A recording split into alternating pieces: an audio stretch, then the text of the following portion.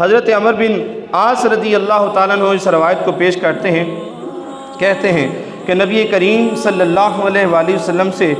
بڑھ کر کوئی حسین میں نے نہیں دیکھا، اور فرماتے ہیں کہ اگر کوئی شخص میرے سے یہ سوال کرے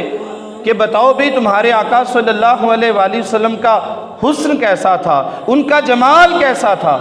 تو کہتے ہیں کہ خدا کی قسم میں نے تو کبھی اپنے آقا کریم صلی اللہ علیہ وسلم کو آنکھ بھر کے دیکھا ہی نہیں۔ آپ کا جلال تھا، آپ کا ایک رعب اور دبدبا تھا، حسن اپنی جگہ تھا، مگر کسی کو جرأت نہ ہوتی تھی کہ وہ آپ کو صحیح طرح سے دیکھ سکے۔ اللہ تعالیٰ نے آپ کے چہرے کے اوپر جلال پیدا کیا ہوا تھا، کسی کی جرأت نہیں ہوتی تھی کہ وہ ٹک ٹکی باندھ کر آپ کو دیکھے۔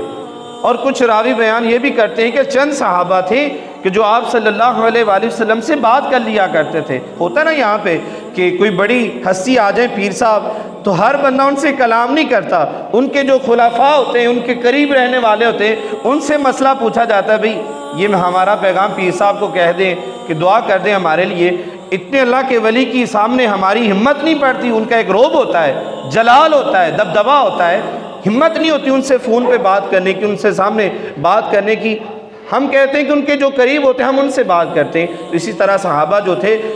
حضرت ابوبکر صدیق، عمر فاروق، عثمان غنی اور حضرت علی کرم اللہ وجہ الکریم، ان کی بارگاہ میں عرض کیا کرتے، کوئی دعا کے لیے کہنا ہوتا، کوئی مسئلہ درپیش آتا تو ان کو کہتے کہ آپ پوچھ کے بتا دیجئے۔ آپ کا ایک جلال تھا، رعب و دبدبا تھا، اور فرماتے ہیں کہ حسن ایسا تھا، بے مثل تھا، بے مثال تھا۔ آپ صلی اللہ علیہ وآلہ وسلم کا چہرہ مبارک اگر کوئی دیکھتا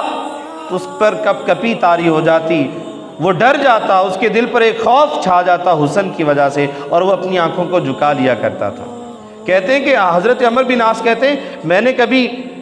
ٹک ٹکی باندھ کر دل بھر کے کریم آقا علیہ السلام کو نہیں دیکھا، دیکھتا تھا، ہلکا ہلکا دیکھتا تھا اور پھر اپنی نظروں کو نیچا کر لیا کرتا تھا۔ ایسا حسن تھا میرے کریم آقا صلی اللہ علیہ وآلہ وسلم کا۔